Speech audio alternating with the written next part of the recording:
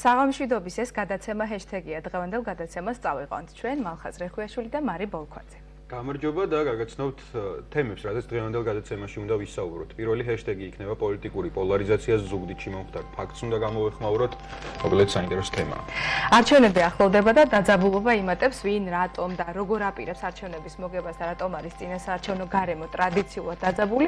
სტუმრებთან ერთად მიმოვიხილავთ ამ თემას. მალხაზ ჭკადუა გვეყოლება სტუდიაში, ხოლო ზუგდიდის ოფისიდან ჩაგვერთვება ჯემალ ჭკადუა სკაიპით. მორიგი ჰეშთეგი მოსამართლეთა უვადო დანიშნას და შესარჩევი კონკურსის პროცესს ეხება. საკმაოდ საინტერესო იდეაზე გიორგი თუმანიშვილი უნდა ჩავთოთ სკაიპით პირდაპირ ეთერში და აქვე შეგახსენებთ, რომ შეგიძლიათ თვალი და ყური გვადევნოთ გადაცემა ჰეშთეგის Facebook გვერდზე და მოგწეროთ თქვენი მოსაზრებები. ახლა შევუდგეთ პირველ თემას. ზუგდიდში ნაციონალური მოძრაობის მერობის კანდიდატს თავს დაესხნენ. ვიდეო კადრები ტელეკომპანია ოდიშმა გაავრცელა, სადაც ნათლად ჩანს სიტყვიერი და ფიზიკური დაპირისპირება უცნობ პირებსა და სანდრა როლოვსის თანმხლებ პირებს შორის. სანდრა როლოვსი ტელეკომპანია ოდიშთან ინტერვიუს წერდა. როგორც კადრებში ჩანს, ფიზიკურად გაუსწორდნენ მედიის წარმომადგენლებსაც. ინციდენტის მონაწილეების ამოცნობა უკვე მოხდა და ერთ-ერთი წევრი უკვე დაკავებულია შინაგან საქმეთა სამინისტრომ გამოძიება ძალადობის მუხლით დაიწყო. მომხდარის შესახებ ყვება ოდიშის ერთ-ერთი ჟურნალისტი ლევან თორიაც და ის იხსენებს, რომ დაახლოებით 4 ადამიანი მიუახლოვდა მათ. ჯერ თბილისის საკრებულოს წევრს ნიკოლოზ ვაჩეიშვილს მიაყენეს შეურაცხყოფა, შემდეგ კი სხვებზეც გადავიდნენ. როგორც თორია ამბობს, მან ვერ იცნო სახეზე, მე მგონი არ იყვნენ ადგილობრივებიო, ამბობს ის. მოგვიანებით კიდევ ერთი ხმაურიანი დაპირისპირება მოხდა ზუგდიდის საკრებულოში. დეპუტატები ერთმანეთს სიტყვიერად დაუპირისპირდნენ. სანდრა როლოვსი იქაც მოვლენების ეპიცენტრში აღმოჩნდა. ნაციონალური მოძრაობის მერობის კანდიდატის თქმით, მათ სურდათ ზუგდიდის სკვერისთვის ია კერზაიას სახელის დარქმევის იდეა გაეჟღერებინა, თუმცა ამავე ხდომაზე მათთვის ცნობილი გახდა, რომ ფარული ვიდეო ჩანაწერი გავრცელდა რუსთავიორის მეშვეობით. რუსთავიორმა გავრცელა ეს ჩანაწერი და სავარაუდოდ ამ ჩანაწერში ზუგდიდის საკრებულოს დეპუტატი ფიგურირებს. საკრებულოს წევრი გია დანელია გავრცელებულ ვიდეო ჩანაწერს ფალსიფიკაციად აფასებს. ის აღნიშნულ ფაქტს მმართველი პარტიაც გამოეხმაურა, როგორც პარლამენტში, ასევე მთავრობაში, ქართულ ოცნებაში ორივე ფაქტი ფასდება, როგორც პროვოკაცია და საარჩევნო პროცესის დისკრედიტაცია. ზუგდიდში მომხდარს გამოეხმაურა საერთაშორისო გამჭვირვალობა საქართველოს განცხადებაში, რომელიც ორგანიზაციის სახელით გავრცელდა. ნათქვამია, რომ ზუგდიდის მერის შუალედური არჩევნების კამპანიის დროს ადგილი აქვს სავარაუდო კანონდარღვევას, რამაც შესაძლოა ხელი შეუშალოს არჩევნების თავისუფალ და სამართლიან გარემოში ჩატარებას. ასევე საუბარია ფარულ ვიდეო ჩანაწერზეც ორგანიზაცია მიზანშეწონილად მიიჩნევს ჩანაწერის ავთენტურობის დადგენას. საერთაშორისო გამჭვირვალობა საქართველოს ბათუმის ორგანიზაციის ხელმძღვანელი მალხაზ ჭკადუა გვერდდება სტუდიაში, ხოლო საიას ზუგდიდის ოფისის ხელმძღვანელი შემოგვერდება მოგვიანებით ჯემალ ჭკადუა სკაიპით. მალხაზ მივესალმოთ, მობრძანდი მალხაზ. მოგესალმებით. მალხაზ ჭკადუა საერთაშორისო გამჭვირვალობა საქართველოს დასავლეთის რეგიონული ოფისების მენეჯერი. მადლობა, რომ ჩვენთან ერთად ხართ დღეს. ასევე მაყურებელს შევახსენოთ, რომ ჩვენ გადაცემის განმავლობაში შესაძლებლობა გვექნება მოვისმინეთ ის კომენტარები, რომელიც მართულ გუნდში გაჟღერდა, ასევე შინაგან საქმეთა სამინისტრის კომენტარი გვაქვს, რომელსაც მოვისმენთ მალხაზ საღამოშვიდობის მოგესალმებით. დღის განმავლობაში ტრიალებდა ეს ვიდეო კადრები ჩვენს არხზეც, სხვა არხებზეც, მედია საშუალებებში. ორი ფაქტი გვაქვს, ერთი არის ფარული ვიდეო ჩანაწერი და მეორე არის დაპირისპირება, რომელიც მოხდა სანდრა როლოვსთან კავშირებით. აი რო გითხრათ, რასთან გვაქვს საქმე, ის რაც მოხდა დღეს, რაც ვნახეთ, აი რა არის საერთოდ. რა შეფასებას აკეთებთ? ჩვენ სხვადასხვა საუბრობდით ორგანიზაციაში, რომ ზუგდიდში უჩვეულოდ სიმშვიდე იყო წინასაარჩევნოდ და სწორედ ამ საუბრის შემდგომ დაემთხვა ეს ორივე ფაქტი. სამწუხაროდ ხედავთ ყველაფერს ანალოგიური იმისა, რასაც ხედავდი წინასაარჩევნო პერიოდში სხვა დროსაც, ფიზიკური დაპირისპირება, ცილის წამებები, ბრალდებები და ყველაზე მძიმე რაც არის ცხადია ეს ფიზიკური შეხლა-შემოხლა და აგრესია ერთმანეთის მიმართ.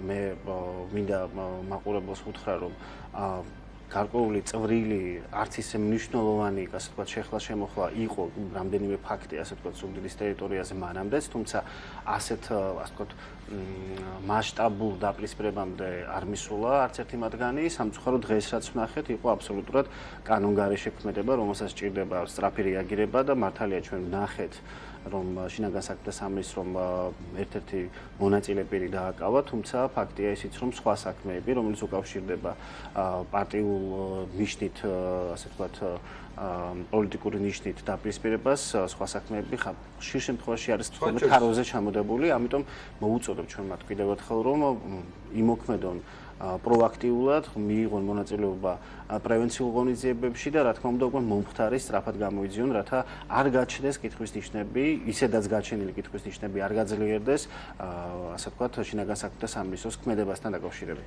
სხვა შორის აი ეს სცენარი, რომ იდენტიფიცირდებიან ხოლმე ადამიანები, რომლებიც არ არიან კავშირში ქართულ ოცნებასთან, თუმცა მერე ქართული ოცნება იწყებს საუბარს სავარაუდო პროვოკაციად, ჩვენ დღეს რამდენიმე განცხადება ვნახეთ, მათ შორის შინაგან საქმეთა მინისტრის არჩილ თალაკვაძის, ასე შემდეგ თამარ ჩუგოშვილის, რომელიც პირადად მე გამიკვირდა და ეს ადამიანები ცდილობენ რომ რაღაც სხვაგან გადაიტანონ ეს ისრები, მე რამდენად ხდება საქართველოში ეს რომ კორცხელის ინციდენტი თუნდაც იგივე რაღაცა თითქოს პარტიული ამბავი გამორიცხულია, მაშინ რატო ხდება დაპირისპირება პარტიულ ნიადაგზე თუ ამ ადამიანებს პარტიული კუთვნილება არ აქვს საერთოდ.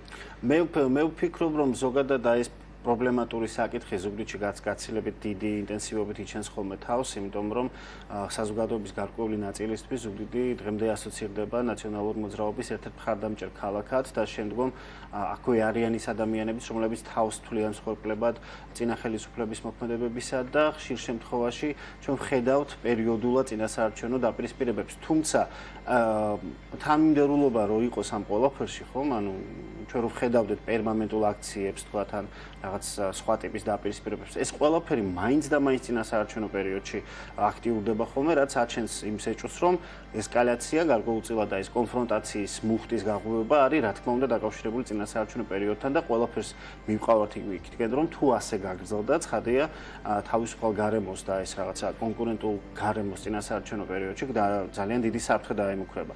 ამავდროულად ალბათ ჩვენ უნდა ვისაუბროთ იმაზე, რომ არა ხელისუფლებასთან ერთად და მართლ პარტიასთან ერთად ყველა პოლიტიკურ აქტორს აქვს პასუხისმგებლობა, რომ წინასაარჩევნო გარემო იყოს ჩატარებული და ასე ვთქვათ, მისი მიმდინარეობა იყოს მშვიდობიანი, არ იყოს დაპირისპირებაზე აგებული, რა პოლიტიკურ, ასე ვთქვათ, იარაღებს გამოიყენებენ პოლიტიკური პარტიები, ჩვენ რა თქმა უნდა ამ საკითხში ვერ შევალთ, მაგრამ ერთია მოწოდება ყველასთვის, რომ ხელისუფლებამ უნდა აიღოს პასუხისმგებლობა მომხდარზე და გამოიძიოს, რა თქმა უნდა, და ამავდროულად პოლიტიკურმა პარტიებმა საკუთარ მხარდამჭერებს, წევრებს უნდა მოუწოდონ, რომ მისაღებია მხოლოდ მშვიდობიანი ფორმა და არავითარ შემთხვევაში ის ფიზიკური დაპირისპირება და კონფრონტაცია, რაც ჩვენ ზუგდიდში დავინახეთ.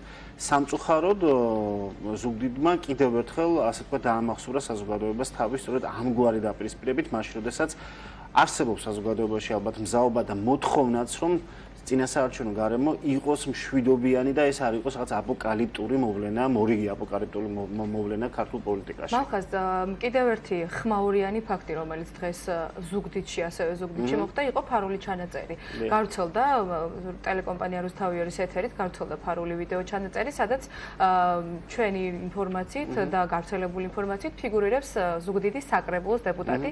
მეგრულ ენაზე არის დიალოგი, თუმცა ამავე ტელეკომპანიის ეთერით თარგმანიც გავრცელდა და იქ არის საუბარი ამორჩევლის მოსყიდვაზე და გადაცემაზე კი თუ დაგჭირდათ რომ კი ბატონო, რომ თითქოს ყველაფერზე არის მწვანე, ეგრეთ წოდებული მწვანე ყველა ქმედებაზე, რაც საჭიროა ამორჩევლის მოსყიდვისთვის.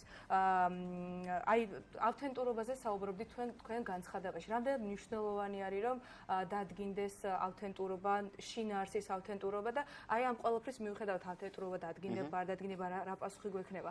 საბოლოო ჯამში ფიქრობ თუ არა რომ მაინც რაღაც ამორჩეველი არის დაზარალებული, იმიტომ რომ რაღაც აი ამ ინფორმაციების და ფაქტების ორ ტრიალში ამორჩეულს უწევს გადაწყვეტილების მიღება და ამისთვის პრინციპში დროც აღარა აქვს, იმიტომ რომ არჩევნებამდე ძალიან ცოტა დრო არის. ეს ემოციური ფონი ძალიან მწვავდება ხოლმე და შესაბამისად ალბათ რაღაცნაირად ჩვენ უნდა ამოვიდეთ იმ მდგომარეობაში. რა გავლენას მოახდენს ეს ყველაფერი? რა თქმა უნდა მოახდენს გავლენას, როდესაც ადამიანს აწვრიან ინფორმაციას, ბუნებრივია ჩვენ პირველივე ჯერზე მოვითხოვთ ის რომ დადასტურდეს ავთენტურობა, ხომ?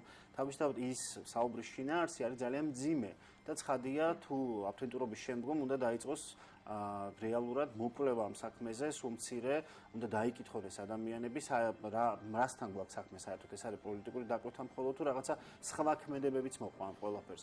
ზოგადად აი ასეთი მეთოდები წინასაარჩევნო პერიოდის წარმართვა არა მხოლოდ ამორჩეველს და პოლიტიკურ პარტიებს, უპირველეს ყოვლისა სახელმწიფოს გვაზარალებს, იმიტომ რომ ჩვენი დამოუკიდებლობის მესამე 10 წლეულის თავზე ჩვენ ვერ მოახერხეთ ვერც ერთი არჩევნების ჩატარება მშვიდობიან გარემოში, კონფრონტაციის გარეშე და ჩვენ ვარ ძალიან ცუდ პერიოდში და ცუდა ასე ვთქვათ ძალიან მძიმე გამოწვევების წინაშე, ქვეყნის ოკუპაცია, ეკონომიკური სიდუხჭირე, ძალიან ბევრი სოციალური პრობლემები და ამავდროულად გაჟღერდა კიდე რამდენიმე ინფორმაცია იმასთან დაკავშირებით, რომ თქვათ შეიძლება სავიზო მიმოსვლა ევროპასთან გადაიხედოს სწორედ იმის გამო, რომ ადამიანთა ძალიან დიდი ნაწილი ითხოვს პოლიტიკურ თავისუფლებას.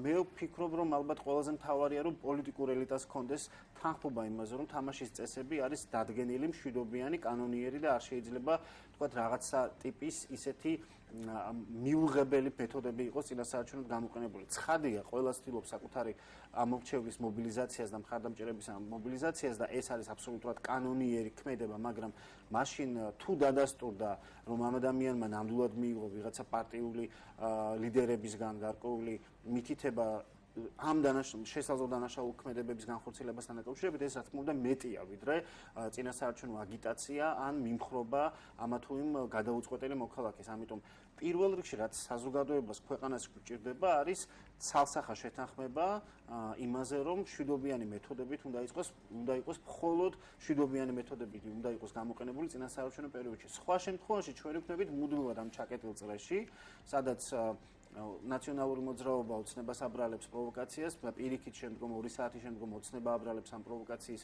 ჩადენას და მოწყობას ნაციონალურ მოძრაობას, საბოლოო ჯამში ისევ და ისევ ზარალდება საზოგადოება და ქვეყნის ძალიან მყიფე დემოკრატია, რომელიც სამწუხაროდ ჯერჯერობით მართლა ძალიან ჩანასახმარია. და როგორ ვიცავით ჩვენ მახას აქვე ვკითხავ, მაგრამ ანუ ვამბობთ რომ აი არ ვიცით ჯერ ვინ აკეთებს ამას რეალურად, ვინ არის ხელისუფლება, დამნაშავე თუ ოპოზიცია, აი ამორჩეველი საზოგადოება მედია ამ შემთხვევაში როგორ იქცევა რომ რაღაცა სწორი გადაწყვეტილებისკენ წავიდეთ და აი რაღაც ავისყლიტოთ ეს ამორჩეველს აქ არჩევანი მას აქ წინ დაალაგებული საარჩევნო დაპირებები, მას აქ პროგრამა კანდიდატებისგან, ზუგდიდში იქნება, ხულოში იქნება, მარნეულში, ჭიათურასა თუ ზესტაფონში, სადაც იმართება შუალედური არჩევნები, ხო, მერის. ყველა ამორჩეველმა ალბათ უნდა იმოქმედოს შინაგანი რწმენი და რა თქმა უნდა იმ პროგრამის შესაბამისად, რასაც მას თავაზობენ კანდიდატები. სამწუხაროდ ჩვენთან ქვეყანაში უმეტესად პროგრამების მნიშვნელობა არის შემცირებული და წინ მოდის ემოციური რაღაც პარტიული მიკუთვნების თუ სხვა ტიპის მიკუთვნების საკითხი და ეს რა თქმა უნდა არის ისევ და ისევ სამუშაო ველი სივრცე, რომელიც უნდა აითვისონ პარტიებმა და ზოგადად პოლიტიკურმა ელიტამ. იმიტომ რომ სხვა შემთხვევაში ჩვენ გვექნება რა, რომ ვიღაცას მოსწონს მაგალითად სანდრა რულოვსის ნამღერი მეგრული სიმღერა ან თქვათ არ ვიცი, სხვა რომელიმე კანდიდატის მიერ გაკეთებული კერძი, მაგრამ არაფერი არ იცის, თქვათ როგორ აპირებს ესა თუ ის კანდიდატი მუნიციპალური ავტოტრანსპორტის დასუფთავების თუ წყალარინების პრობლემის მოგვარებას ამა თუ იმ დასახლებაში. შემდგომ როცა ჩვენ პროგრამის მიხედვით შევარჩევთ, გავაკეთებთ არჩევანს, უკვე გვეცოდინება ზუსტად რა უნდა მოუთხოვოთ ამ ადამიანს, ამ კანდიდატს, რომელიც მოდის ჩვენი დობის მანდატით და შესაბამისად ჩვენი როგორც მოქალაქის პასუხისმგებლობაც იზრდება და ჩვენი მოქმედებაც უფრო თავისუფალი, იმიტომ რომ ჩვენ ვართ აღჭურვილი ცოდნით, რომ სიტყვაზე რომელიმე კანდიდატი დაპირდა ქალაქს 1 წლის თავზე ახალი, ვთქვათ, წყალარინების სისტემის მიწოდებას, ხო? არა პარტიული მიკუთვნება. ცხადია ეს კონსტიტუციური უფლებაა და კი ბატონო, ადამიანი არჩევანში არის თავისუფალი, მაგრამ ალბათ ჯობია რომ თავად ამ მომხრეებმაც და მოწინააღმდეგეებმაც ჩაიხედონ კანდიდატების პროგრამაში და იპოვონ ის მუხლები, რაც მათთვის იქნება მისაღები და სწორედ აქედან გამომდინარე მიიღონ გადაწყვეტილება. თუმცა მე ვამბობ, რომ სწორედ ასეთი მეთოდები, ასეთი ფაქტები არ ტოვობენ პოლიტიკურ ველზე ასეთი არჩევანის გაკეთების საშუალებას და ჩვენ ძირითადად ძალიან ხმამაღალი რეგისტრით ძალიან ემოციურ ფონზე გვიწევს ხოლმე არჩევანის გაკეთება, რაც გვაზარალებს ისე და ისე ჩვენ მოქალაქეებს. დღეს გავრცელდა სხვა განცხადებას, არა მარტო არასამთავრობო ორგანიზაციებისგან, არამედ ხელისუფლების წარმომადგენლები პასუხობდნენ იმ მოვლენებს, რაც მოხდა. მაგალითად, თამარ ჯუგოშვილმა აღნიშნა, რომ ძირითადად მშვიდად მიმდინარეობს პროცესი, პრემიერმა, ვიცე-პრემიერმა ბატონმა გახარიამ თქვა, რომ ვიღაც თუ ამას აკეთებს, ის იქცევა და იმ დავალების საპირისპიროდ, რომელიც ჩვენ მას რეალურად მივეცითო, ანუ პირიქით მოუწოდებთ, რომ მშვიდობიანად მაინც მოგებული გოქ ეს არჩევნები, მაგრამ ვიღაცები ამ მითითებებს არ ღვევენო, ჩვენს ინტერესში ეს არ შედის, გამორიცხა. ამავდროულად ნახეთ არჩილ თალაკოზის განცხადება, რომელმაც თქვა, რომ მიხეილ სააკაშვილმა მაიამიშია თუ ფლორიდაში სადღაც იყიდა ვილა და თავს გვაჩვენებს თითქოს უჭირს. მან საბოლოო ჯამში ნელ-ნელა დავინახეთ, რომ რაღაც პრობლემა არის, გასარკვევი არის პროვოკაცია ვინ მოაწყო და იმის ნაცვლად რომ გავარკვიოთ პროვოკაცია ვინ მოაწყო, პარლამენტში განხილვის თემა გახდა მიხეილ სააკაშვილი ყიდულობს თუ არა ვილას მაიამიში. ეს სურათი, როდესაც ასე ხდება მოქალაქეების ყურადღების გადატანა, როგორ აისახება ზოგადად პოლიტიკურ ველზე და თუ გრძნობ შენ, რომ ადამიანები, რომლებიც პოლიტიკას აკეთებენ ამ შემთხვევაში, ხვდებიან რამხელა პასუხისმგებლობა ეკისრებათ მათ იმის გამო, რომ ხელს უწყობენ რეალურად პოლარიზაციას. პოლარიზაცია არის თავარი საფრთხე და შემდგარი საფრთხე ამ ქვეყნისთვის, იმიტომ რომ ის ნაკლებად ტოვებს პოლიტიკური პლურალიზმისთვის ველს, ხო? ჩვენ ხედავთ როგორი არის ურთიერთბრალდებები და ურთიერთცილისწამებებიც რეჟიმით როგორ მოდის მე-7 წელია ეს ორი ძირითადი პარტია და შესაბამისად მიუხედავად ამ ყველაფრისა თავისთავად ხედავ უპირველეს ყოვლისა ალბათ ხელისუფლება ალბათ კი არა ხელისუფლებას ეკისრება პასუხისმგებლობა, თუმცა აქ კიდევ უნდა ჩავშალოთ ეს თემა, ალბათ კარგი იქნებოდა რომ ოდესღაც ქვეყანაში ქონოდეს სახელისუფლებო პარტიისა და ხელისუფლების გაყოფა, გამიჯვნა ერთმანეთისაგან, როცა საუბრობს მინისტრი, მან უნდა ისაუბროს როგორც მინისტრმა და არა როგორც პარტიის საბჭოში არსებულმა ადამიანმა, მოქმედმა ადამიანმა, უმრავლესობის წევრი როცა საუბრობს, რა თქმა უნდა, მას პოლიტიკური მანდატი აქვს და ისაუბროს პარტიის ინტერესებიდან გამომდინარე, მაგრამ უპირველესი უნდა იყოს სახელმწიფო ინტერესი. ალბათ აი ამ ვიწრო პარტიულ ამბიციებს და ინტერესებს როცა გადაახდება, ყველა მხარე, ვინც პოლიტიკაში არის ჩართული და ვიფიქრებთ, რომ სახელმწიფოა უპირველესი, უფრო დავარცხნილ განცხადებებს მივიღებთ და მოწოდებებს სიმშვიდისკენ. მე მახსოვს უწყებათა შორის კომისია როგორ მუშაობდა 2013 წელს, როდესაც ასე ვთქვათ, პოლიტიკური კონფრონტაციის ტემპერატურა იყო საკმაოდ დაწეული ქვეყანაში. განსაკუთრებით გამოყოფდი ალბათ საპრეზიდენტო არჩევნებს, მაშინ როცა გიორგი მარგველაშვილი აირჩია ქვეყნის მოსახლეობის უმეტესობამ.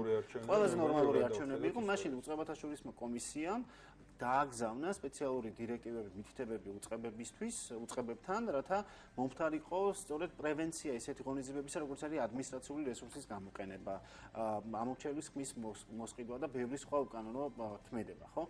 ჩვენ 2005 წლის თავზე ამ დირექტივების გაგზავნიდან, ხო?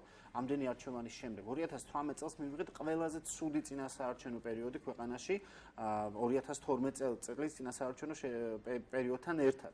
ანუ რა მივიღეთ, რომ მივხვდით იმის ნაცვლად, რომ გარემო გაუმჯობესებული იყო, კანონმდებლობა გაუმჯობესებული იყო, იმის ნაცვლად, რომ სახელისუფლებო პარტია შეესრულებინა დანაპირები, ჩვენ სულ საპირისპირო სურათი მივიღეთ 2018 წლის წინასაარჩევნო პერიოდი, ალბათ მართლა ძალიან გამორჩეული იყო ნეგატივის თვალსაზრისით და ამის მომსწრება ჩვენ ყველანი ერთად, იმიტომ რომ ჩვენი პოზიცია ასეთი მედიისა და არასამთავრობოსი ყოველდღე ვიღებთ ინფორმაციას და ნახეთ საერთაშორისო ორგანიზაციების დასკვნებიც. ამიტომ პასუხისმგებლობა ბუნებრივია, ვრცელდება ხელისუფლებაზე, ვრცელდება ყველა პოლიტიკურ აქტორზე, რომელიც მიმართავს უკანონო ხერხებს პოლიტიკური აგიტაციის დროს და წინასაარჩევნო პერიოდში განსაკუთრებით. საუბრობთ ახლა, რომ ბოლო პერიოდის ან ბოლო არჩევნებმა აჩვენა, რომ ამორჩეველი გაიზარდა, გარემო შეიცვალა, უკეთესობისკენ რაღაც პრეტენზია გაგვიჩნდა, რომ დემოკრატიულ არჩევნებს ვატარებთ, თუმცა რეალობას, აი დღევანდელ რეალობასაც რო უყურებთ, ჩანს, რომ ქართველი ამორჩეველი ელექტორატი მაინც არ ყველაზე მარტივად სამართავი ელექტორატია და ხელისუფლების და ოპოზიციის წარმომადგენლებიც ისეთივე წარმატებით იყენებენ აი ამ მეთოდებს ამორჩევლის მოსყიდვის, რომელსაც აკეთებდნენ ბევრი წლების წინ. აი თქვენი რეკომენდაცია, ან არ ვიცი რა დავარქვათ, სხვა რამე დავარქვათ, გითხარით, აი როგორ გავზარდოთ ამორჩეველი, აი რა შეიძლება ურჩიოთ ამორჩეველს, რომ რაღაც არ წამოეგონ ამ რაღაც აი ანკეს და გააკეთოს სწორი არჩევანი. თქვენ ერთი რეკომენდაცია უკვე თქვით, რომ აუცილებლად უნდა გაყვნენ იმის საარჩევნო პროგრამას, რომელიც წარმოდგენილი არის. თუმცა დაწერო საარჩევნო პროგრამები პოლიტიკურ. ხანდახან ხდება ხოლმე, რომ მაგალითად საპრეზიდენტო არჩევნების დროს მახსოვს, რომ ჯერთი მოდი და ალბათ კითხვის ნიშანს დავსვამდე, მე არ ვიცი რამდენად ადვილად სამართავია ქართველი ამორჩევლის ნება, ეს კიდე სხვა საკითხია.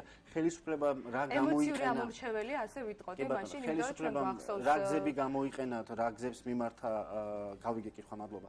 რა გზებს მიმართა იმისთვის, რომ ამორჩევლის ნებაზე ემოქმედა, ეს გვახსოვს 600,000 ადამიანს ჩამოვეწერა ვალი და ძალიან ბევრი, თქვათ, სოციალური გასაცემელის მიმღებთა რაოდენობა გაიზარდა და ძალიან ბევრი სხვა რამ. ცხადია რეკომენდაციის სახით მე როგორც მოქალაქე, ალბათ ჩემს თანამოქალაქეებს ვთხოვდი, რომ გარდა პროგრამისა ვიყოთ აქტიურები არა მხოლოდ წინასაარჩევნო პერიოდში, არჩევნებიდან არჩევნებამდე. დემოკრატია ხო პროცესია. მაგალითისთვის თუ ბათუმის რომელიმე ქუჩაზე დროულად არ დააგეს გზა, ან არ გააკეთეს სკვერი, ან გააკეთეს სკვერი და უბრალოდ ჩრდილი არ არის, ჩვენ მოვთხოვოთ თვითმმართველობას არა პოსტფაქტუმ ამ საკითხში ჩარევა, არამედ დაგეგმვის დროს, გადაწყვეტილების მიღების დროს, საკრებულოს ხდომებზე უნდა მივიდეთ, კომისიების ხდომებს უნდა დავესწროთ, გამოვითხოვოთ ინფორმაცია, შეიძლება რაღაცა ტიპის, კი ბატონო, რაღაცა ტიპის გამოცდილება არ გქონდეს ან ცოდნა, მაგრამ არსებობენ ორგანიზაციები, არიან სამოქალაქო აქტივისტები, რომლებსაც მეტი ესმით, ან ეს არის მათი სპეციალიზაცია და ამით ირჩენენ, ასე ვთქვათ, თავს და შეიძლება ისინი დავიხმაროთ. ამიტომ ეს პროცესი, რომ მხოლოდ სოფელში მაკითხავს მაჟორიტარი დეპუტატი, როდესაც ისევ უნდა გახდეს მაჟორიტარი დეპუტატი, ეს მოჯადოებული წრე, რაც 27 წელია ამ ქვეყანაში არსებობს, მხოლოდ იმით შეიცვლება, თუ ჩვენ თვითონ მოქალაქეები მოვთხოვთ მეტ ხელისუფლებას. სხვა გამოსავალი ყველა ხელისუფლებას აქვს იმის ცუდუნება, რომ მოქალაქე განსაკუთრებით წინასაარჩევნო პერიოდში მის ასე ვთქვათ ნებაზე და მის სასარგებლოდ განაწყოს და ამისთვის იყენებენ სწორედ იმ სოციალურ პროგრამებს თუ ინფრასტრუქტურულ პროექტებს და ასე შემდეგ, რომლებიც ყოველთვის წინასაარჩევნო პერიოდში აქტიურდება ხოლმე. პრინციპში მე კიდევ მაქვს კითხვები მახასთან დიალოგი საინტერესოა, თუმცა ჩვენ უნდა დაგემშვიდობოთ სამწუხაროდ, იმიტომ რომ ეხლა ზუგდიდიდან მეორე ჭკადუა და მეორე სტუმარი გველოდება, რომელიც ჩართული იყო აქტიურად დღეს ამ ამბავში, ჯემალ ჭკადუა გვერდება Skype-ით პირდაპირ ეთერში. ჩვენ მადლობა უნდა გითხრათ შენ ახლა სტუდიაში მოსვლისთვის და დაგემშვიდობოთ და ბატონ ჯემალს მივესალმოთ. ბატონ ჯემალ, საღამშვიდობის. საღამშვიდობისა, მოგესალმებით. კი, მესმის. თქვენ სამეგრელოში იმყოფებით და თუ შეგიძლიათ დღეს მომხდარ ინციდენტზე უფრო მეტი ინფორმაცია მოგვაწოდოთ, აი თქვენ რა ინფორმაცია გაქვთ? კი ბატონო, დღეს როგორც ჩვენ გავიგეთ, ჩვენ დასაწყისში ტელევიზიიდან გავიგეთ ინფორმაცია, როდესაც უდიშის ტელევიზიიდან გავრცელა ინფორმაცია, რომ დადიანების სასახლის მიმდებარე ტერიტორიაზე მოხდა ინციდენტი. როგორც ეს ინფორმაცია ჩვენთვის გახდა ეს ინფორმაცია ცნობილი, გავიგეთ შემთხვევის ადგილზე და იქ შევხვდით რამოდენიმე პირს, რომელიც უშუალოდ შეესვა ამ ინციდენტს და მაგათ გამივიღეთ ინფორმაცია თუ როგორ მოხდა მსგავსი ეს ინციდენტი.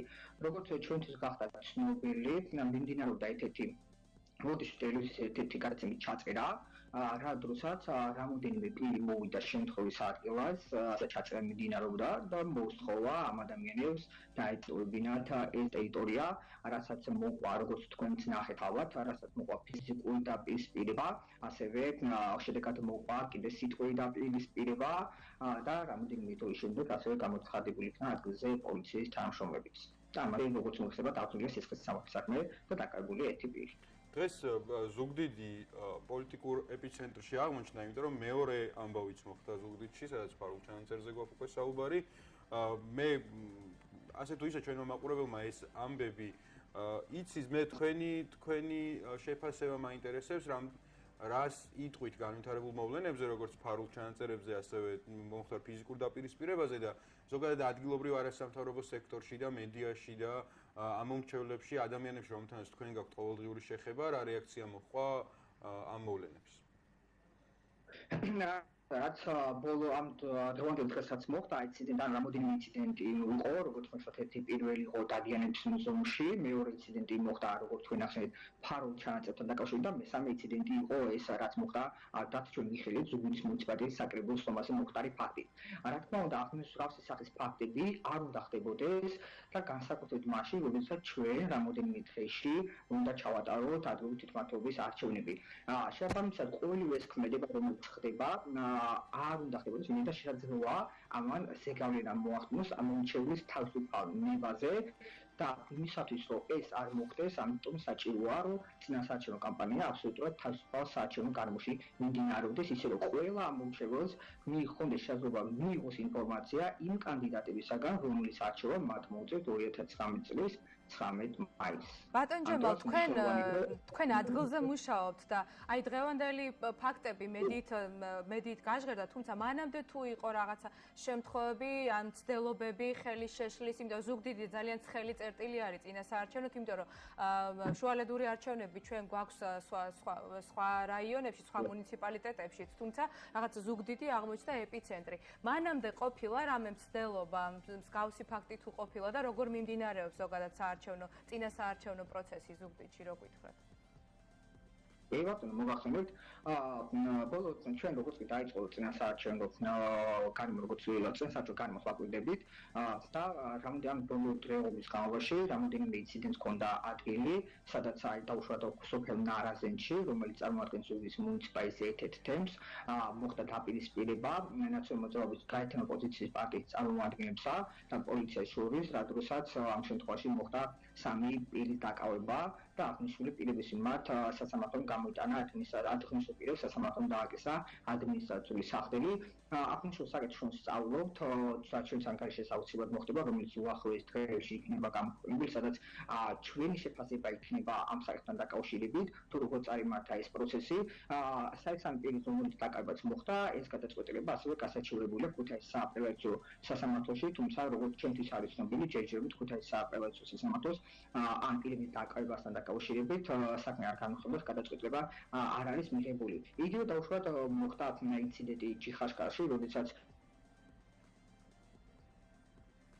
მეგონი ტექნიკური ხარვეზია და სანამ დაუბრუნდა ერთი კითხვა დაგვრჩა კიდე და ბატონ ჯემო, თქვენი გამოსახულება წამიერად გაქრა, ეხლა გესმით ჩვენი ხმა? მესმის. ბატონ ჯემალ,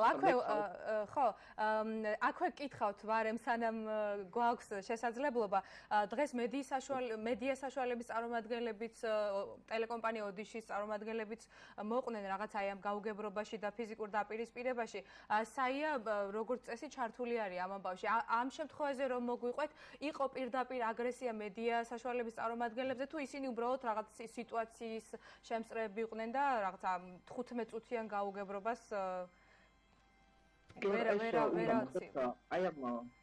მათ უფლებებზეც რო გითხრათ და რა განვითარება ექნება შემდგომ. მათ უფლებებს ვინ დაიცავს, ისინი დაზარალებულები არიან ამ შემთხვევაში? ბატონო, ანუ ჩვენ ამ ინციდენტს როგორც მოგახსენებთ, როგორც კი ეს ფაქტი გავრცელდა, ეგრევე ჩვენ წავედი შემთხვევის ადგილზე და მე შევხვდი ოდიშის ტელევიზიის ერთ-ერთ ჟურნალისტ ოპერატორს, რომელიც ადგილზე იმყოფებოდა და იღებდა აი ამ სიუჟეტს, რომელიც მე გადაცემასაც იღებდა, ჩააკეთებდა ჩანაწერს. როგორც გითხარით, ამ საკითხს ჩვენ სწავლობთ, ეხლა თუ მან ჰქონდა ადგილი ჟურნალისტის საქმის ხელის შეშლა, ჰქონდა ადგილი, თუ აქ მან დაუშვათ ადგილი, თუ შემთხვევით მიმდინის ადამიანები და ეგონათ რომ დაუშვათ წინასაარჩევნო კამპანია იყო და შეხვედრა ტარდებოდა მოსახლეობასთან, ეს ყველაფერი არის დასადგენი, გამოძიება მოგესწრებათ არის დაწყებული და თუ ჩვენ ამ შემთხვევაში ჟურნალისტები მოგმართავენ, ჟურნალისტებით რა თქმა უნდა შემოს კონტექსტზე გაუწიოთ, ხოლო საქმის შესწავლის შემდეგ სხვა დანარჩენი საკითხი გადაწყვეტა შემდეგისთვის. ამ ეტაპზე ჩვენთვის ყველაზე მნიშვნელოვანია, რომ სისხლის საქმე ყოფილიყო აღწეული და აღწულია და ასევე ის, რომ მოხდეს აღნიშნული ინციდენტის სრულად შესწავლა. და ბატონ ჯემალ, ერთი კითხვა მინდა რომ მოვასწრო ძალიან ცოტა დრო გვაქვს დარჩენილი. პოლიტიკურ პოლარიზაციაზე ვისაუბრეთ თქვენს კოლეგასთან რამდენიმე წუთის წინ ამ პოლიტიკური პოლარიზების პირობებში, რომელიც ეხლა გვაქვს ქვეყანაში, რამდენად ელოდებით წინასაარჩევნო დროს სიტუაცია კიდევ უფრო დაიძაბოს უშუალოდ ზუგდიდში, იმიტომ რომ თქვენ მან ხართ აკვირდებით მოვლენებს და უკეთ ჩანს მოსახლეობის განწყობები. კი ბატონო, მაგასთან დაკავშირებით გეტყვით, ძალიან ძნელი არის ჩვენ მოგესწრებათ, ანუ ბოლო რამოდენიმე დღეში მოხდა ეს ინციდენტები, თორე წინა პერიოდის განმავლობაში მსგავს ინციდენტის ადგილი არ ქონია, ძალიან რთულია წინასწარ განსაზღვროთ, როგორ შეიძლება ჩატარდეს არჩევნები, უშუალოდ 19 მაის როგორც ჩაიდეს არჩევნები ძალიან რთული არის.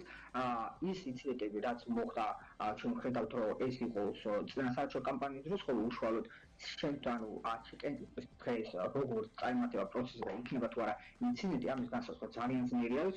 ჩვენ გახსოვთ ალბათ, როდესაც ჩვენ მქონდა კორცხელის არჩევნები, სადაც ტარდებოდა თემში ადგილობრივ თემში არჩევნები, შვიდ გარემოში მიმდინარეობდა წინასაარჩევნო პერიოდი, მაგრამ გახსოვთ როგორ წაიმართა შემდეგ პროცესი. ჩვენ ასევე გახსოვთ ზუგდიდში მოხდა ინციდენტი სოფელ კორცხელში, სადაც რამოდენიმე საარჩევნოვანი, ორი საარჩევნოვანის დაგვა მოხდა. ამიტომაც ძალიან ძნელია წინასწარ განსაზღვროთ, რამდენად შეიძლება ამ შემთხვევაში დაპირისპირებას ჰქონდეს ადგილი, ან არ ჰქონდეს ადგილი. ყველაზე მნიშვნელოვანია, რომ ასაარჩევნო გარემო ჩატარდეს შვიდ გარემოში, იმისათვის რომ თითოეულ ამორჩეულს ჰქონდეს შეიძლება თავისუფლად გააკეთოს საკუთარი არჩევანი. დიდი მადლობა ბატონო ჯემალ, ჯემალ ჭკადუა, საქართველოს ახალგაზრდა იურისტთა ასოციაციის ზუგდიდის ოფისის წარმომადგენელი გვერდებოდა ჩვენ და ვისაუბრეთ ზუგდიდში განვითარებულ მოვლენებზე, პოლიტიკურ პოლარიზაციაზე და ხო არ ველით რომ სიტუაცია კიდევ უფრო დაიძაბება, მაგრამ მეტნაკლებად ეს თემები განვიხილეთ, რა თქმა უნდა უფრო მეტის საუბარი შეიძლება. ჩვენ დავგვიდით მაყურებელს, რომ შინაგან საქმეთა მინისტრის კომენტარსაც მოვასვენინებთ, ბალანსისთვის საჭირო ეს კომენტარიც მოვისმინოთ და შემდეგ უკვე სხვა თემით დავბრუნდეთ ეთერში. გიორგი გახარიას კომენტარი მოვისმინოთ ახლა. რა თქმა უნდა, ყველა შემთხვევა იქნება დეტალურად გამოძიებული და არ აქვს ჩვენთვის მნიშვნელობა, რომელი მხარე იქნება დამნაშავედ წარმოდგენილი. ჩვენ როგორც წინა არჩევნებშიც, საერთაშორისო ორგანიზაციების მიერ აბსოლუტურად ადეკვატურ შეფასებულ პროცესში მივიღეთ ყველა ის ნაბიჯი და გადავდით ყველა ის ნაბიჯი და წინა არჩევნების სხვათა შორის შეფასებული იყო საერთაშორისო ორგანიზაციების მიერ როგორც ძალადობისგან ყველაზე სუფთა და თავისუფალი არჩევნების. ყველა მხარე, ყველა ექსცესი იქნება გამოძიებული დეტალურად და შესაბამისად არ აქვს მნიშვნელობა, რომელი მხარე იქნება დამნაშავე მიეცნო პასუხისმგებლობაში. არავის არ მივცემთ იმის საშუალებას, რომ დეზინფორმაციით და პროვოკაციებით მოხდეს დისკრედიტაცია არჩევნების. ამიტომ ყველას მოუწევდებ წყნარად, შვიდად ჩავატაროთ საარჩევნო პროცესი, მივრჩეთ ჩვენს მოქალაქეებს საშუალება გამოხატონ თავისი არჩევანი შვიდ გარემოში, რასაც რა თქმა უნდა შინაგან საქმეთა სამინისტრო უზრუნველყოფს. დავბრუნდით პირდაპირ ეთერში და გავაგრძელოთ ახლა მორიგი ჰეშთეგით. გიორგი თუმანიშვილმა გადაწყვიტა მოსამართლეთა შესარჩევი კონკურსის პროცესი საზოგადოებისთვის უფრო ხილვადი და გამჭვირვალე გაეხადა და გაეცნო ყველა ის საფეხური, რომელსაც კონკურსის მონაწილეები ეტაპობრივად გაივლიან. ამისათვის გიორგი თავად გახდა კონკურსის მონაწილე და დაიწყო ვიდეოთა ციკლის ჩაწერა, რომელშიც განიხილავს ისეთ თემებს, როგორიცაა მაგალითად საქართველოს პარლამენტისა და იუსტიციის უმაღლესი საბჭოსთვის წარსადგენ კანდიდატთა შეფასების ფორმა და კრიტერიუმები, ქულები და სხვა მნიშვნელოვანი დეტალები. კიდევ რა ხერხებით და საშუალებებით შეიძლება პროცესი გახდეს უფრო ღია და გამჭვირვალე და როგორ უნდა გაიზარდოს მოქალაქეების ჩართულობა. გიორგი თუმანიშვილი არის ჰეშთეგის Skype სტუმარი. საღამომშვიდობის ბატონო გიორგი, თქვენ გესმით ჩვენი ხმა? დიახ, საღამომშვიდობის. ჩვენ ვახსენეთ, რომ თქვენ საკმაოდ საინტერესო იდეა გაგიჩნდათ მოსამართლეების შერჩევის წესთან დაკავშირებით, როდესაც ამ თემაზე ვსაუბრობთ ხოლმე, პირველ რიგში, რადგან ყოველთვის ყურადღებას ვამახვილებთ, არის ნდობის კრიზისი, რომელიც სასამართლო სისტემის, რომლის წინაშეც სასამართლო სისტემა დგას და ყოველთვის მოვყავს ხოლმე მაგალითები, როგორ ირჩევენ მოსამართლეებს ამერიკის შეერთებულ შტატებში მაგალითად. აი, როგორ ირჩევენ მოსამართლეებს საქართველოში, თქვენ რო გვიამბოთ ახლა. მადლობა მოწვევისთვის. რაც შეეხება საკითხი ძალიან საინტერესო არის, რატომ? იმიტომ რომ ერთგვარად სისტემა, სასამართლო სისტემა გარკვეულწილად დახურული არის, ანუ რას გულისხმობ? ადამიანებს, ჩვეულებრივად მოქალაქეებს პრაქტიკულად არ აქვს შესაძლებლობა, რომ გაიცნონ ის ადამიანები, ვინც შემდგომ არჩეულ უნდა იქნენ სასამართლოში. ანუ მთელი ეს პროცესი იუსტიციის უმაღლესი საბჭოს მიერ, რომელიც გულისხმობს ხოლმე კანდიდატთა წარდგენას, ან თქვათ შერჩევას მოსამართლეების, საზოგადოების ყურადღების მიღმა არის, ანუ მხოლოდ პოსტფაქტუმ, მაშინ როდესაც უკვე პირი გამწესდება მოსამართლედ, საზოგადოებას შეიძლება მიეწოდოს ან არ მიეწოდოს ინფორმაცია თუ ვინ არის ეს პირი. ამიტომ, ანუ ამჯერად ჩვენ საუბარი გვაქვს გამოცხადებულ 20 ვაკანტურ ადგილზე. ეს არის საქართველოს უზენაეს სასამართლოში გამოცხადებული ვაკანტური ადგილები და შეიძლება ითქვას, რომ უზენაეს სასამართლო არის ასე ვთქვათ ყველაზე ზემდგომი ხომ ჩვენს საერთო სასამართლოების სისტემაში. ეს პროცესი ამ მოსამართლეთა შერჩევა უნდა იყოს მაქსიმალურად, რაც შეიძლება მაქსიმალურად გამჭვირვალე და მესმის რომ ახლა არჩევნები არის და არჩევნების თემა ბუნებრივი არის არჩევნებამდე ასე ვთქვათ, პირველადი მნიშვნელობის იქნება, მაგრამ საკუთრების მიღება, როგორც იცით, არის 31 მაისამდე და შემდგომ იუსტიციის უმაღლესმა საბჭომ უნდა შეარჩიოს ის კანდიდატები, რომლებსაც წარუდგენს პარლამენტი. ბატონო გიორგი, გამჭვირვალობაზე საუბრობთ. ვენეციის კომისიის რეკომენდაციაც იყო პრინციპში, რომ უფრო მეტად გამჭვირვალე ყოფილიყო ეს არჩევნები. აი თქვენ გადაწყვიტეთ, რომ უფრო გამჭვირვალე იყოს ეს პროცესი. რა ხერხებით აპირებთ? იმიტომ რომ მოსამართლეებმა არ გადაწყვიტეს, რომ გამჭვირვალე ყოფილიყო და რა ხერხებით აპირებთ, რომ საზოგადოებისთვის იყოს უფრო გამჭვირვალე ეს არჩევნები და უფრო მეტი ინფორმაცია გქონდეს იმ ადამიანების შესახებ, ვინც აპირებს, რომ იყოს მოსამართლე და თან ძალიან დიდი ხნით გადაწყვიტოს მოქალაქეების ბედი. სულ უვადოთ. მესმის. აქ ძალიან რთულია, რეალურად რო ვთქვათ, ერთმა ადამიანმა მიაღწიოს ის რაც საერთოდ ქვეყნის როგორც ხელისუფლების ისევე არაერთი სხვადასხვა ინსტიტუციების განსახორციელებელია გამჭვირვალობას გულისხმობ. ჩემ შემთხვევაში მე ჩემ პირად მაგალითზე გადავწყვიტე, რომ მონაწილეობა მივიღო შერჩევის პროცესში, როგორც მოსამართლეობის კანდიდატმა. იმიტომ რომ ვფიქრობ, რომ შესაბამისი ბექგრაუნდი, გამოცდილება და განათლება გამაჩნია, მათ შორის გულისხმობ სამართლის სფეროს. და იმ ვიდეო ბლოგების სერიაში, რომელიც მე მაქვს ჩემს YouTube არხზე, მე ავწერ დეტალურად, ნაბიჯ-ნაბიჯ თუ იმ ადამიანებმა, თუ ვისაც შეიძლება სურდა ეს მონაწილეობა მიიღოს შერჩევაში, რა პროცედურები უნდა გაიაროს, რა დოკუმენტები არის წარსადგენი, ამით რისი თქმა მინდა.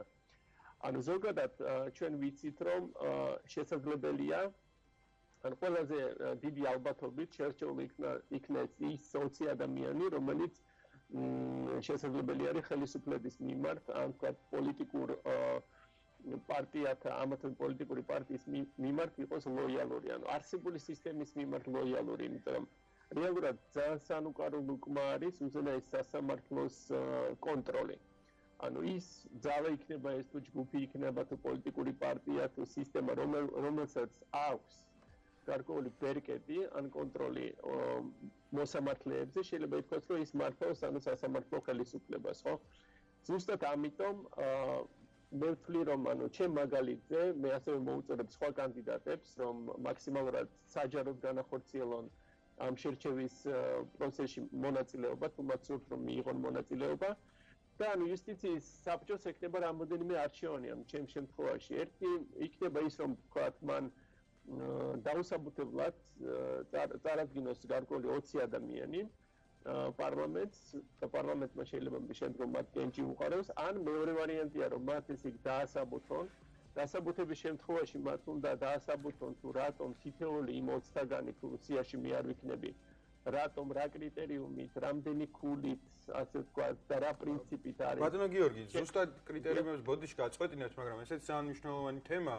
ერთია კრიტერიუმები, რომლებსაც ვაწესებთ და მეორე რაღაცა ქართული სცენი, როგორ სრულდება მე ეს კრიტერიუმები, იმიტომ რომ ჩვენ გვახსოვს მოსამართლე, სახელდაგვარს არ დავასახელებ, რომელმაც 100 შესაძლო ქულიდან 105 მიიღო თუ რაღაც. 115. ერთი არის ის, რომ რაღაცა კრიტერიუმებს დავაწესებთ, მეორე რამდენად არის შესაძლებელი მონიტორინგი განხორციელდეს, რომ რაღაც კეთილსინდისიერებაში რომ დაუწერეს 20-დან 20, მართლა არის თუ არა კეთილსინდისიერი ეს მოსამართლე, იმიტომ რომ ამ მოსამართლეებმა რეალურად რაც უნდა იგრძნონ, არის ანგარიშვალდებულება ხალხის წინაშე და ის რომ ისინი საკუთარ ძალაუფლებას ახორციელებენ კონსტიტუციის და ხალხის სახელით და არა რაღაც ცალკე მდგომი ორგანიზაცია და ორგანო არ არის სასამართლო. ძალიან კარგი კითხვა არის, მე დღეს ზუსტად მივწერე წერილი იუსტიციის უმაღლეს საბჭოს, ეს არის რიგით მეორე წერილი და გვიან საღამოს ჩავწერა ამის შესახებ ბლოგს. ეს წერილი ეხება რას? თუ აი ზუსტად ჩვენ გვაქვს ორი შეფასების ფორმა, ერთი არის მოსამართლეობის გამოცდილების მქონე კანდიდატებისათვის და მეორე მოსამართლეობის გამოცდილების არ მქონე კანდიდატებისთვის და ამ ფორმაში გვიწერია მხოლოდ მაქსიმალური ჯამური ქულა, რამდენი შეიძლება მიიღოს ამა თუ იმ კანდიდატმა. მაგალითად ვთქვათ, სასამართლო ნორმების ცოდნაში შეიძლება მიიღოს მაქსიმუმ 25 ქულა. ან ვთქვათ, ზეპირიმეტყველებისა და წერის კულტურაში შეიძლება მიიღოს რაღაც კონკრეტული ქულა. მაგრამ არ გვაქვს არცერთ განსაზღვრული, რომ ეს ქულა რის მიხედვით იქნება დაწერილი. მაგალითად, ერთი ქულა რა შემთხვევაში დაიწერება, ან 1.5, ან 2 ქულა, ან 3 ქულა. და არც დასაბუთების ვალდებულება შესაბამისად. დიახ. შესაბამისად, მე დღევანდელ წერილში, რომელიც მივწერე, ჩამოვაყალიბე ეს კითხვები, რომ ეს მათ წარმოადგინონ იუსტიციის უმაღლესმა საბჭომ მათემატიკურად ასახონ, ანუ გამოხატონ მათემატიკურად თუ როგორ მოხდება ამ ქულათა ანუ ჯერთი შეფასება რა სისტემას და რა პრინციპს ეფუძნება. მეორე მხრივ რომ მათემატიკურად მოსახლეობამ დაინტერესებულმა პირებმა იცოდნენ რომ ერთ ქულას რა შემთხვევაში მიიღებს ან 1.5, 1.6, 1.7, იმიტომ რომ თქვა 25 ქულამდე ანუ ძალიან დიდი გრადაცია არის ხო ანუ 0-დან 25-მდე. ანუ ზოგადად ამაზე ძალიან ბევრი არის დამოკიდებული, იმიტომ რომ თუ ჩვენ არ დავავალდებულებთ იუსტიციის უმაღლეს საბჭოს რომ მათემატიკურად გამოსახონ და მოგვცენ სისტემა და დასაბუთება თუ როგორ მოხდება კანდიდატთა შეფასება, გამოდის რომ უბრალოდ რომელიღაც პირის გუნებგანწყობაზე ან მაგალითად პირად სუბიექტურ შეფასებაზე შეიძლება იყოს მთლიანად კანდიდატის ბედი. ბატონო გიორგი, თქვენი ბლოგების ეფექტიანობაზე მინდა გკითხოთ. აი ბოლო პერიოდის განმავლობაში სულ საუბრობთ აი სასამართლო სისტემაზე, კლანებზე და ასე შემდეგ. იმდენად მონოპოლიზებულია ეს სისტემა, რომ შესაძლოა იყვნენ რა ადამიანები, რომლებიც სრულიად აკმაყოფილებენ იმ კრიტერიუმებს, რაც არის მოთხოვნაში, თუმცა არც კი იფიქრონ, რომ მონაწილეობა მიიღონ ამ არჩევნებში. აი თქვენი ვიდეო ბლოგების საშუალებით, სადაც დეტალურად უხსნით ყველაფერს, აი პროცედურებს, შესაძლებელია თუ არა, რომ რაღაც ეფექტი მივიღოთ და ამ ადამიანებმა გარისკონ, რომ რაღაც აი ამ კლანურ სისტემას შეეწინააღმდეგონ და იმ სისტემას შეეწინააღმდეგონ, სადაც მოხვედრა თითქოს ერთი შეხვედრით ესეთი რთულია. ჩვენ შეიძლება ვთქვათ, რომ თუ ანუ პირები, რომლებიც თვლიან, რომ მათ აქვთ შესაბამისი კომპეტენცია, თუ ისინი არ მიიღებენ მონაწილეობას ამ არჩევნებში, რეალურად ისინი ხელს შეუწყობენ იმ გარემოებას, რომ ზუსტად ის 20 პირობითად ლოიალური პირი შემდგომ ჩვენ გვყავდეს უზენაეს სასამართლოში და პრაქტიკულად მთელი ჩვენი მომავალი, ანუ სამართლების თვალსაზრისით იქნას განწირული. აუცილებელია, რომ გარკვეული ნდობის მანდატი ჰქონდეს უზენაეს სასამართლოში ამ ჯერზე, ამ ვაკანტურ ადგილებზე პირთა შევსებას. ანუ თუ ნდობის მანდატი არ იქნება, ჩვენ ვერ ვისაუბრებთ ვერც ერთ შემთხვევაში იმაზე, რომ ზოგადად სასამართლოს სისტემის მიმართ ნდობაზე. ამიტომ ანუ ამ ბლოგების ერთ-ერთი მიზანი არის, რომ ის ასე ვთქვათ, მიძინებულ მდგომარეობაში მყოფი კანდიდატები, რომლებიც პოტენციურად ძალიან კონკურენტუნარიანები არიან, ანუ რომ მათ ასევე უბიძგოთ, რომ მიიღონ გადაწყვეტილება და შემოიტანონ საბუთები. რა თქმა უნდა, მხოლოდ და მხოლოდ გამჭვირვალობის, ანუ თუ ჩვენ გვეცოდინება კრიტერიუმების უკან რა არის და როგორ ფასდება და ამის შემდეგ ჩვენ ავიღებთ პროფესიონალებს, რომლებიც შეიტანენ განცხადებას მოსამართლეობის ამას ვთქვათ შერჩევაზე, ამ შემთხვევაში ჩვენ შეგვიძლია ვისაუბროთ იმაზე, რომ ოდნავ შანსი, ანუ იუსტიციის უმაღლეს საბჭოს სუმცირე ექნება შესაძლებლობა იმ ადამიანებს, ვინც ამ საბჭოში არიან, ანუ წევრებს, ექნებათ არჩევანის, იმიტომ რომ ყველაფერი ხო არჩევანზე არის, ანუ იუსტიციის და საბჭომ შეიძლება მიიღოს არჩევანი, რომ ჩვენ გვსურს ლოიალური მოსამართლეები. ეს არის არჩევანი, ანუ თითოეული წევრის, თითოეული პირის იქ მყოფი არჩევანი.